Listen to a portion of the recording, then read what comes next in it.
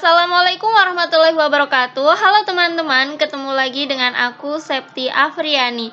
Kali ini kita akan melanjutkan live quiz PPPK Guru yang part 2. Jadi nih buat teman-teman yang belum nonton video yang part satunya, boleh banget kalau nonton dulu video yang part satunya. Nah, soal-soal di sini aku buat berdasarkan modul. Jadi buat teman-teman yang males baca modul, boleh banget kalau kerjakan quiz ini. Cuma belum semua materi yang ada di modul itu aku masukin kuis ya, karena sudah banyak soal-soal yang berdasarkan modul itu aku masukkan ke soal-soal di rumahtreo.com. Jadi buat teman-teman yang mau gabung bisa cek deskripsi video. Nomor 1, teori belajar ini memandang bahwa tingkah laku seseorang ditentukan oleh persepsi serta pemahamannya tentang situasi yang berhubungan dengan tujuan belajarnya. Pernyataan tersebut merupakan aliran dari teori titik-titik. A. Kognitivistik, B. Abad 20, C. Behavioristik, D. Konstruktivistik, E. Humanistik.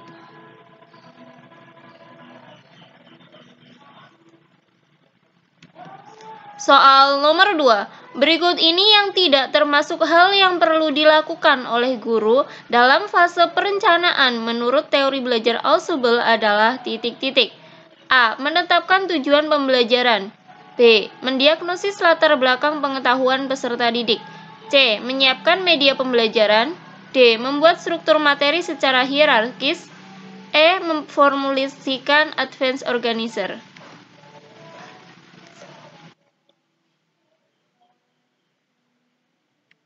Soal nomor 3. Vygotsky mengembangkan teori belajar sosiokultur atau konstruksi sosial yang menekankan bahwa intelijensi manusia berasal dari titik-titik. A. Masyarakat, lingkungan, dan budaya. B. Bahasa, masyarakat, dan budaya. C. Lingkungan, bahasa, dan budaya. D. Keturunan, bahasa, dan budaya. E. Masyarakat, keturunan, dan budaya.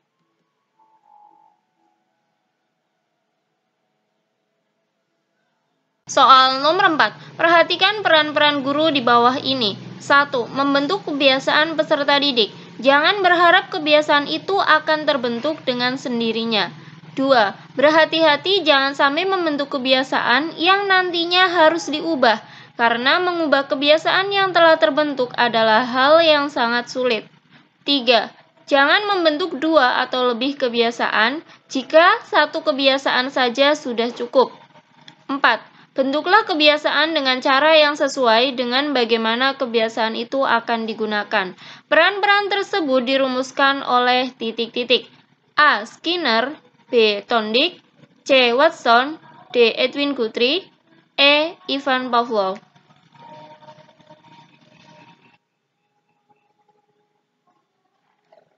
Soal nomor 5.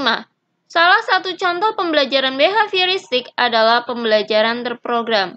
Dalam pembelajaran terprogram, materi dibagi menjadi frame-frame secara berurutan yang setiap frame memberikan informasi dalam potongan kecil dan dilengkapi dengan tes yang akan direspon oleh peserta didik.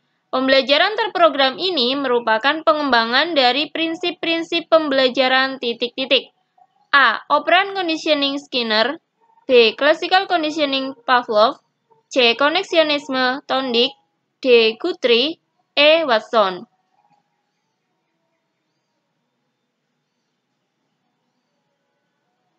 Soal nomor 6. Berikut ini yang tidak termasuk ciri-ciri pendidikan multikultural adalah titik-titik. A. Menggunakan metode demokratis yang menghargai keberagaman budaya bangsa. B. Bertujuan untuk menciptakan manusia berbudaya. C. Materi yang dipelajari mengajarkan nilai-nilai luhur kemanusiaan dan nilai-nilai kelompok etnis. D. Menggunakan metode permisif yang menghargai perbedaan kelompok etnis.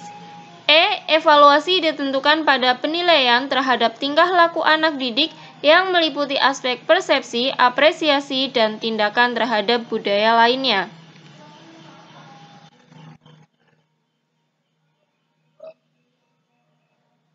Soal nomor 7.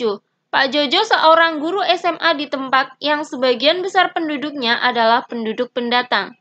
Tidak mengherankan jika sebagian besar siswanya berasal dari daerah yang berbeda-beda di seluruh Indonesia. Oleh karena itu, dalam melakukan proses pembelajaran, Pak Jojo memberikan perhatian dan pelayanan yang sama kepada siswanya. Hal ini sebenarnya Pak Jojo memperhatikan karakteristik peserta didik, terutama titik-titik. A. Etnik, B. Kultural, C. Status sosial, D. Motivasi, E. Minat.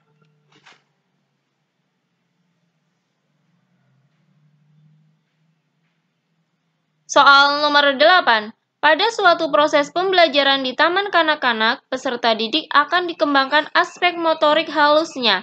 Maka pendidik dapat menugaskan peserta didiknya untuk melakukan kegiatan titik-titik. A. Melompat tali, B. Lomba lari, C. Menari, D. Menendang bola, E. Menjiplak huruf.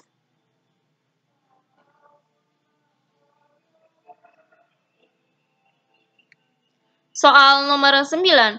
Pada KD 4.4, mengkonstruksi teks eksposisi dengan memperhatikan isi, permasalahan, argumen, pengetahuan, dan rekomendasi, Bu Ayu memberikan tugas kepada siswa untuk membuat teks eksposisi tentang upacara adat di daerah masing-masing. Dalam hal ini, sebenarnya Bu Ayu memperhatikan karakteristik peserta didik terutama titik-titik. A. Etnik, B. Kultural, C. Status sosial, D. Motivasi, E. Minat.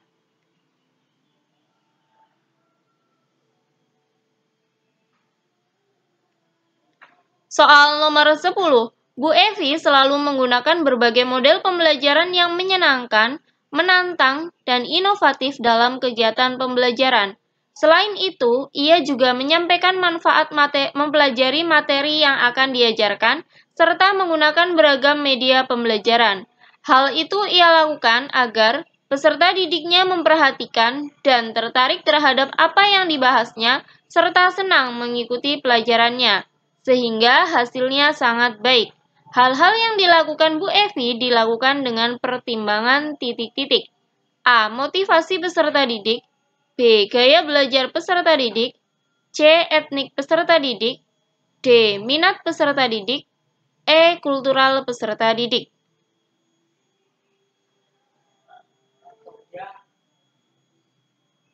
Sekarang saatnya kita bahas soal live quiz tadi ya. Soal nomor 1.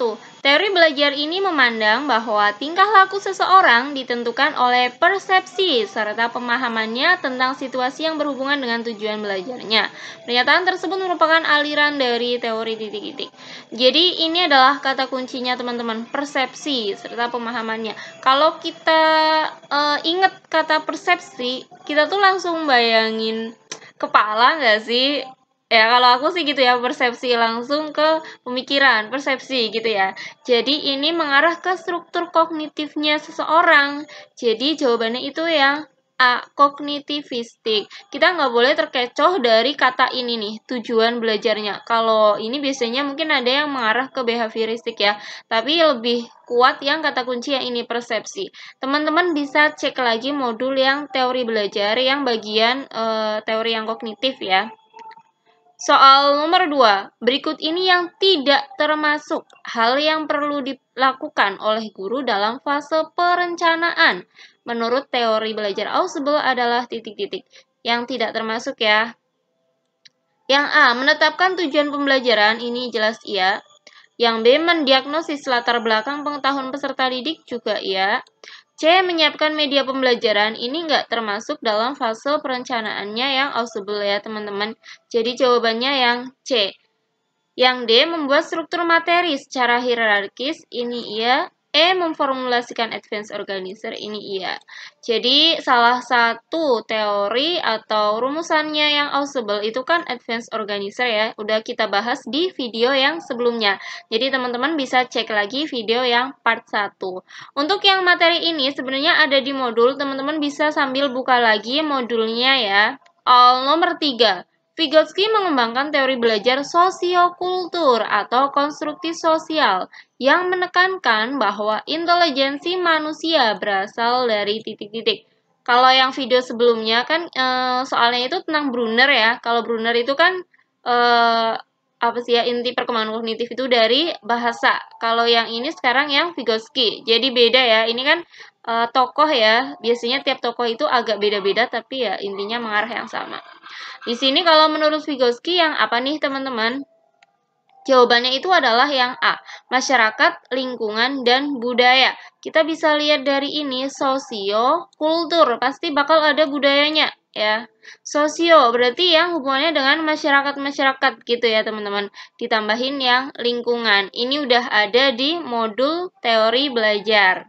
Soal nomor 4, langsung ke soalnya aja ya, karena pernyataannya tuh panjang. Peran-peran guru tersebut dirumuskan oleh titik-titik. Jadi pernyataan ini semua intinya itu tentang apa sih? Tentang membentuk kebiasaan, ya nggak sih? Nah, kalau yang ini kata kuncinya ya, kata kuncinya cukup teman-teman ingat aja yang tentang kebiasaan. Itu dirumuskan oleh Thorndike. Teman-teman bisa cek modul yang teori belajar halaman 14. Di situ udah ada. Cuma untuk yang poin 3 di modul itu kayaknya typo atau salah ketik. Aku juga nggak ngerti. Yang poin 3 itu harusnya ini kalimatnya. Jangan membentuk 2 atau kebiasaan atau lebih kebiasaan. Jika 1 kebiasaan aja udah cukup. Soal nomor 5. Ini aku nggak baca lagi ya teman-teman. Intinya di soal ini itu membahas tentang pembelajaran terprogram. Kalimat selanjutnya itu cuma menjelaskan pembelajaran program itu seperti apa. Nah, pembelajaran terprogram ini itu menggunakan prinsip-prinsip pembelajarannya siapa?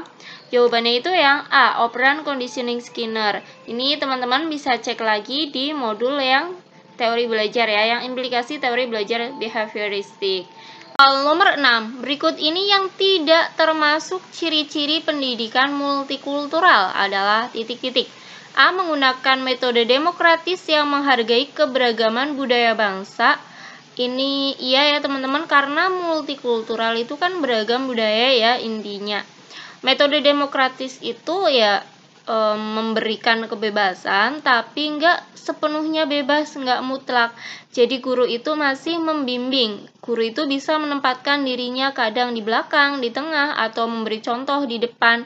Jadi fleksibel. Kalau yang B, bertujuan untuk menciptakan manusia berbudaya, ini juga ciri-ciri pendidikan multikultural. C. Materi yang dipelajari mengajarkan nilai-nilai luhur kemanusiaan dan nilai-nilai kelompok etnis. Ini juga ya. D. Menggunakan metode permisif yang menghargai perbedaan kelompok etnis. Ini enggak ya, jadi jawabannya itu yang D. Metode permisif itu yang intinya tuntutannya rendah, tuntutannya itu rendah, jadi guru itu nggak terlalu menuntut dengan tuntutannya, memberikan tuntutan yang rendah dengan responsif yang tinggi gitu. Dan di sini guru itu tidak terlalu memberikan panduan atau aturan. Kalau yang E, evaluasi ditentukan pada penilaian terhadap tingkah laku anak didik yang meliputi aspek persepsi, apresiasi, dan tindakan terhadap budaya lainnya. Ini juga termasuk ciri-ciri pendidikan multikultural. Buat teman-teman yang belum gabung ke paket premium rumahtreo.com, teman-teman bisa gabung. Caranya tuh gampang banget. Nanti untuk video panduannya atau info lengkapnya teman-teman bisa cek deskripsi video ya. Jadi teman-teman bakal dapat apa aja. Untuk yang guru kelas harganya itu cuma 42.000 ya teman-teman, 42.000 doang, dan teman-teman udah dapat sebanyaknya loh 16 kuis dan udah disesuaikan jumlah soalnya dengan yang peraturan yang terbaru. Kecuali yang wawancara emang nggak termasuk ya teman-teman. Teman-teman bisa ceknya karena setelah mengerjakan akan muncul peringkatnya juga. Bisa dapat ebook atau materi soal-soal dan paket-paket tryoutnya itu yang ini semua ya teman-teman. Kemudian ada latihan soal kompetensi ini aku pecah jadi ini ada manajerial, sosiokultural, pedagogik. Jadi aku pecah per kompetensi, ada juga tryout yang semua kompetensi masuk di situ. Kemudian ada soal-soalnya itu udah aku sesuaikan dengan modul belajar dengan tambahan dari sumber yang lain juga ya tentunya. Dan teman-teman nggak perlu khawatir karena setelah mengerjakan teman-teman bisa ngecek pembahasan dan kunya. Kalau teman-teman lagi sibuk tuh udah ngerjain tapi belum sempat lihat pembahasannya, bisa juga dicek pembahasannya besok-besok lagi. Untuk teman-teman guru, selain guru SD, teman-teman bisa ikutan paket PPPK Guru. Di sini untuk soal kompetensi teknisnya itu hanya soal-soal pedagogik ya teman-teman. Dan jumlahnya adalah 40 soal, yaitu setengah dari jumlah soal kompetensi teknis, karena asumsinya setengahnya lagi adalah soal-soal sesuai mapel teman-teman. Dan harganya cuma 20.000. Teman-teman bisa dapat kuis ya sebanyak ini, murah banget kan. Jadi teman-teman buruan join ke paket premium rumahtryout.com ya.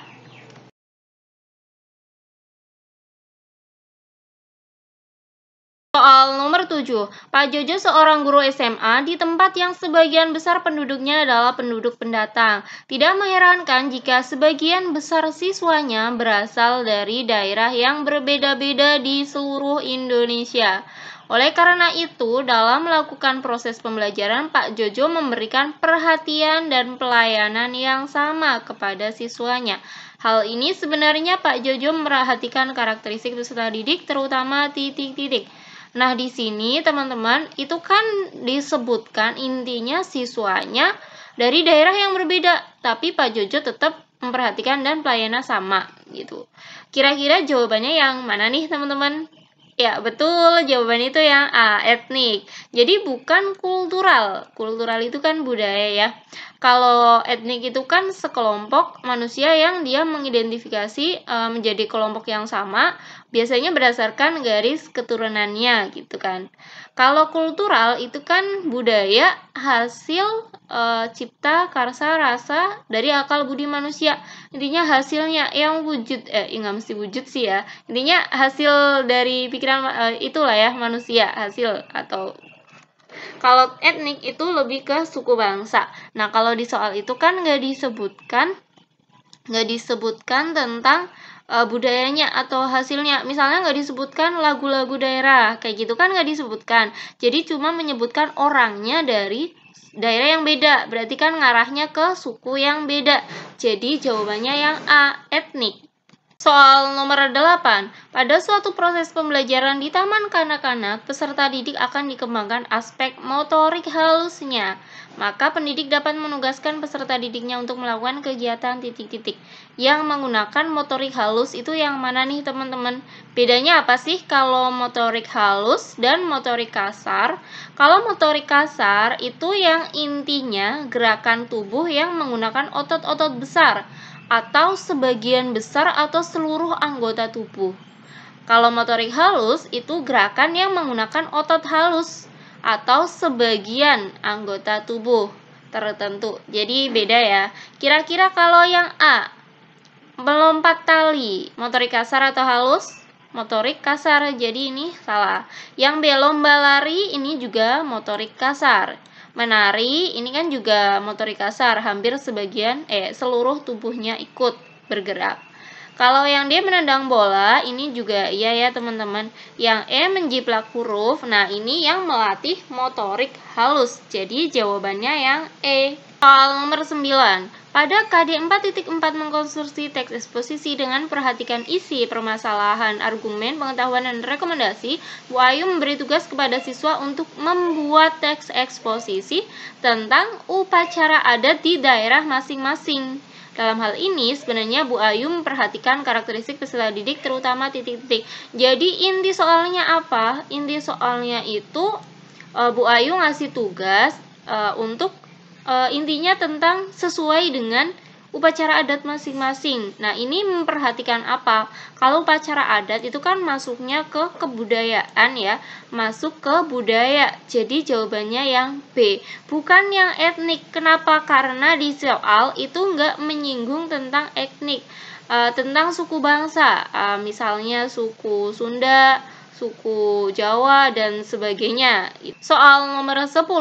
Bu Evi selalu menggunakan berbagai modal pembelajaran yang menyenangkan, menantang, dan inovatif dalam kegiatan pembelajaran. Selain itu, ia juga menyampaikan manfaat mempelajari materi yang diajarkan, serta menggunakan beragam media pembelajaran. Hal itu ia lakukan agar peserta didiknya memperhatikan dan tertarik terhadap apa yang dibahasnya serta senang mengikuti pelajarannya sehingga hasilnya sangat baik. Hal-hal yang dilakukan Bu Evi dilakukan dengan pertimbangan titik-titik. Nah, ini ada kata kuncinya ya teman-teman. Kalau kita ngelihat di antara pilihan ganda itu yang membuat bimbang, itu kan kalau nggak yang D, ini yang minat, atau yang motivasi, ya kan? Kalau gaya belajar kan nggak disebutkan di auditory atau kinestetik gitu-gitu kan. Etnik juga nggak disebutkan tentang suku-suku, nggak disebutkan juga tentang budaya, ya kan? Jadi antara motivasi atau minat.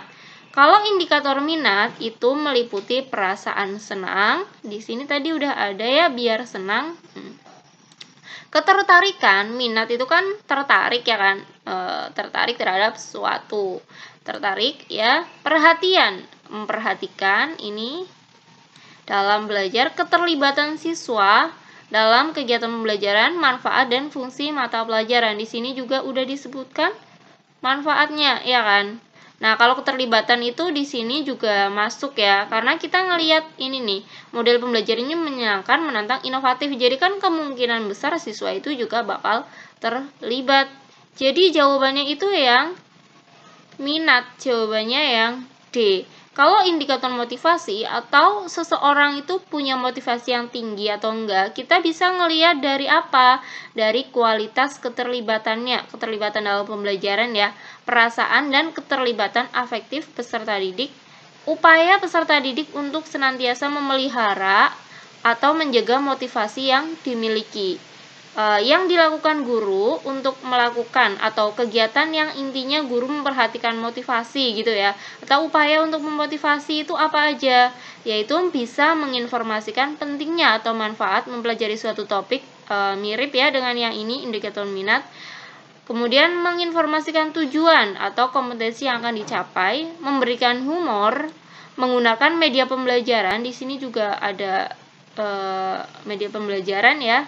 Nah, di sini juga disebutkan kalau yang motivasi itu memberikan reward atau pujian.